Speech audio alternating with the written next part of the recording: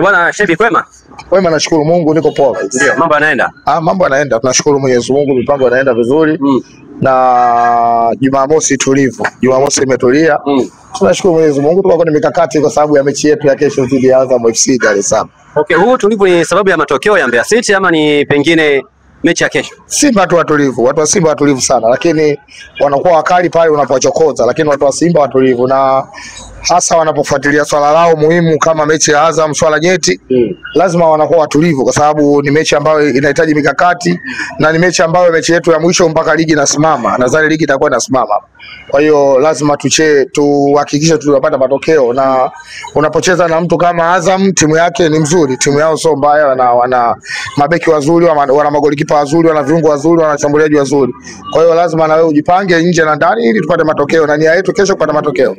Ujio ama kurejea kwa Mohamed Bajabir ndani ya kikosi cha Simba kwenye mechi ya Mbeya City kesho akiingia, unaona hayo Bajabir mbele ya Azam FC? Inategemea mwalimu Suleiman Matola ambaye kakaimu nafasi ya mwalimu ambaye kaondolewa. Atamuona jinsi alivyo kwenye mazoezi ya mwisho ambayo ni leo, ameform vipi na siku mbili baada ya mechi ya dhidi ya Mbeya City. Kwa hiyo mwalimu ndo atamwangalia, kama atamuona yuko vizuri atampa nafasi.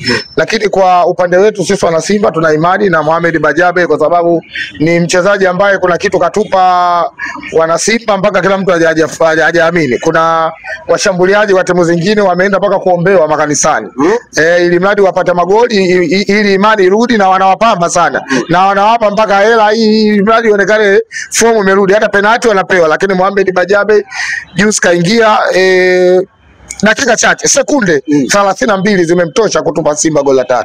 Kwa hiyo kwa upande fulani tunajivunia kuwa na mtu kama yule. Watu wanasema kwamba Matola sio kocha mzuri sana kwa sababu hata wakati yupo meneja Pantevu waliamini kwamba majukumu yote yakikosa kutoka kwa Matola, lakini ndani ya ligi anaonyesha uhai. Hii ni kweli kwamba Matola alikuwa juu ya Pantevu? Walijuaje? Kama meneja alivyokuepo, mbinu zote alikuwa anatoa yeye. Wao si waliamini kwamba Matola ndo kocha mkuu? Wao kama wao, sasa kwani wao kama nani kwenye Simba ndani? Ujue kuna watu wanapenda kujipa ukubwa wakati wao sio wakubwa. Umeona mimi napenda Simba sana, lakini nazungumzia kile ambacho kilichokuwa na uwezo nacho. Ukizungumzia kuna watu wanaizungumzia Simba mpaka ndani wakati hawajui alokuwa ndani kitu gani. Leo Matola na mwalimu ambaye amefukuzwa, wao ndio walikuwa wanafanya meeting yao ya kupanga mikakati yao. Kidogo angezungumza meneja ya timu Patrick Lemamu au kakangu wa Basiali au labda Mtambo, hapo ningesema kweli. Lakini anazungumza mshabiki ambaye mwingine hayuko hata hapa mjini, yuko mbali kabisa na hiyo timu. Na mchezaji akimuona anamuona kama lulu. Alafu anazungumza anakuambia kwamba Matola alifanya hivi na hivi. Tuache hivyo vitu. Mimi msimamo wangu uko hivi. Anayefanya vizuri wakati naona kwangu anakuwa bora. Ndio maisha yangu alivyo. Hata wewe mwandishi nafanya interview na wewe kwa sababu hujawahi kuharibu. Lakini ukioji vitu vya ovyo, nikakuona unaenda ovyo, sio kufanya interview na wewe. Yaani ndio msimamo yangu. Leo kuna watu wanambeza Suleiman Matola, sio kitu sahihi. Matola kweli hawezi kukabidhiwa jukumu moja kwa moja kwa Simba, lakini watu waache hivyo vitu. Kuna kauli watu wanazitengeneza kwamba kwa nini kaishi muda mrefu? Kwa nini makocha wengine wanafukuza yeye anabaki? Sio Matola tu. Kama wanapenda mpira wafuatilie kwenye timu zingine, kuna watu wapo muda mrefu kwenye mabenchi. Lakini wale watu wanabaki kwa sababu wana faida zao kwenye hizo timu. Mambo ya kufukuzana kienyeji yako Tanzania tu hapa kwa sababu ya chuki za watu. Ndio maana hata leo ukiangalia kuna baadhi ya wachezaji wanastaafu mpira kwa sababu ya maneno ya mashabiki. Kama huyo mzee huyo, kuna watu yuko John Boko yuko Simba walikuwa wanamsomea, na akiingia kwenye mechi anatupa matokeo, na walipokuwa watu wao eleweki. Boko akifunga goli wanashangilia. Sasa kuna vitu lazima ukiwa Mtanzania utambue watu ni watu wa design gani. Leo Mtanzania yoyote, hamna Mtanzania anaamini kwamba mtu anaenda kafungua banda la chipsi na baadaye akawa tajiri. Ukiwa na hela Tanzania, umemuua mzazi wako, umemuua mwanao, au muuza unga, au wewe hela sio yako, kuna mtu anakutuma. Hawaaminiki kama mtu anaweza kutafuta hela kwa kuuza biskuti kama tahela. Hawaamini hivyo vitu. Kwa hiyo hivyo vitu wamevihamishia mpaka katika mpira. Suleiman Matola kacheza Simba. Kacheza Simba kwa mafanikio. Kuna wakati Suleiman Matola alikuwa kapteni wa timu ya Simba. Ina maana heshima yake sio ndogo. Baada ya kucheza leo anatuonesha ufundi wake, yuko kwenye benchi. Leo tumeona Vincent Kompany. Sasa hivi mwalimu wa timu gani? Bayern Munich. Alikuwa mchezaji. Hivi leo kwa mfano Vincent Kompany akirudi Man City pale, akakaa afu akawa anafanya vizuri hata kama akiwa msaidizi, akakaa miaka 15 20, kuna shida? Kwa nini wanamlaumu Matola? Waache Uswahili. Waache Uswahili. Mimi siko hivyo. Yaani kuna vitu tunaendesha Kiswahili. Kama tumekubaliana mpira umesonga mbele, tuache Uswahili. Tuendele katika uhalisia wa kimpira. Umejaribu kuelezea kwamba haiwezekani Matola ukabidhiwa timu moja kwa moja. Unahisi labda kwa nini wakati tunasikia kwamba CV yake ilikuwa juu kuliko hata meneja Pantev? Yaani mimi Selemani Matola ana sehemu yake ambayo hakichangia wazo lake Simba inafanya vizuri.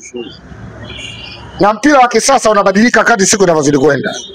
Na imani Matola mwalimu mzuri. Lakini na imani kuna walimu wazuri wanaomzidi Matola uwezo. Ndo kitu wanachofanya Simba. Simba wanatafuta walimu ambao wamemzidi Matola uwezo. Mungu kuna watu wanawapa kipaji cha kutambua nikifanya hivi basi hili litakuwa hivi. Ndio maana viongozi wa Simba miliona hilo, ndio maana Selemani Matola wamtoi. Leo katika watu wanaosema Matola kwamba hafai kwenye timu, watafute au fanya na interview. Waambie nipe sababu mbili za Matola kwa nini hafai. Watakwambia kwa nini kaishi muda mrefu. Kwa nini makosa mengine yanafukuzwa? Hapo yeye afukuzwe. Sababu ya kubaki Matola wanajua viongozi wetu wa Simba. Na ndio maana hata wakiondoka walimu wanamkabisi jahazi. Mechi ya Jumapili ya tarehe 7 zidi ya Azam. Mechi ya 4 kwenye ligi hii anakabidhiwa Matola. Mechi 3 katoboa. Pointi 3 goli 3. Na hisi hajaruhusu goli. Sio hivyo? Je, anafaa katika kule benchi letu? Iko vizuri. Kwa hiyo kama wewe unaona hafai, ukipelekwa wewe na tutafunga goli 7. Hata tuache maneno mitaani. Ukilewa kwa staili zako angalia mpira. Au sio? Kama unaamua kumsema mtu, usimseme mtu. Mimi binafsi yangu Selemani Abdalla Matola namkubali. Kwanza amecheza klabu yetu kwa mafanikio. Pili ni mtu ambaye anaelewa mpira wa Tanzania na mpira wa Sekafa. Ndio maana kila mwalimu anayekuja sijawahi kumsikia mwalimu kamkataa huyu simtaki. Kila mwalimu anaokuja Matola si anakuwa naye. Hata wakileta msaidizi, wakikaa vikao na viongozi, bwana huyu tumuondoe, walimu watakuwa wanasema hapana huyu mbakizi. Ndio maana walimu wanakubali kutia mkataba. Kama wangekuwa wamhitaji viongozi wanamngangania, walimu wasike sign contract na Simba. Ina maana wanamuona ana faida ndani yake. Kwa nini si mashabiki faida ya Selemani Matola tuone? Ila mimi naheshimu kazi za watu. Na mheshimu Selemani Abdalla Matola na niwaambie wana Simba, kuna kitu anatuma faida kwa Simba. Kesho mnakutana na Azam FC katika dabi ya Mzizima. Ni mechi ambayo hata kama Azam wapo kinyonge, lakini huwa hawi kinyonge sana mbele ya Simba. Yuko mwalimu Ibenge. Wamecheza mechi 4, wako na pointi 6, wakiwa na nafasi ya 12 kwenye ligi kuu. Watu walitamani kuona kwamba ujio wa Ibenge utakuwa ni wa faida zaidi kwenye timu ya Azam, lakini umekuwa tofauti. Mnakuja kukutana nao mbele ya Ibenge. Unahisi itakuwa mechi namna gani? Azam kwanza hawako kinyonge. Azam hawako kinyonge. Wako na nafasi ya 12. Yaani Azam hawako kinyonge. Uje mpira ni mchezo mmoja tuseme unaweza kuwa kama una maajabu fulani. Leo ukizungumzia Azam, kuanzia management ya Azam mpaka mipango ya mpira ya Azam mpaka wachezaji waliosajili Azam hawafanani na JKT Tanzania. Hawafanani na Pamba ambao wako juu ya Azam. Simeelewa lakini mpira una maajabu yake, ndio maana sisi tunawaheshimu Azam. Maajabu sasa kila msimu? Hapana. Azam misimu inayopita nyuma wanapambana, wanacheza, wanaishia wapi? Wanaishia vizuri kutokana na ukiritimba kwenye ligi yetu. Ndio maana Azam wanakuwa na malalamiko mengi sana kwenye hii ligi.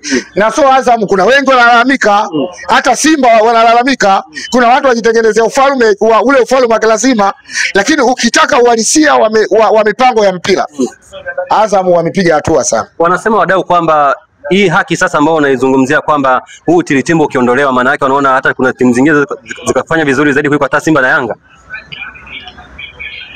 Sisi tunapenda mpira ukue, na ili tupate changamoto ya vilabu vyetu vikubwa lazima timu zingine ziwe bora. Simba na Yanga ni wakubwa, yani watu wakubali wakataa, na timu ambazo zinapendwa na karibu kila mtu hapa Tanzania, walika zote. Kwa hiyo wao ndio kama kioo cha mpira Tanzania. Lakini kunapokuwa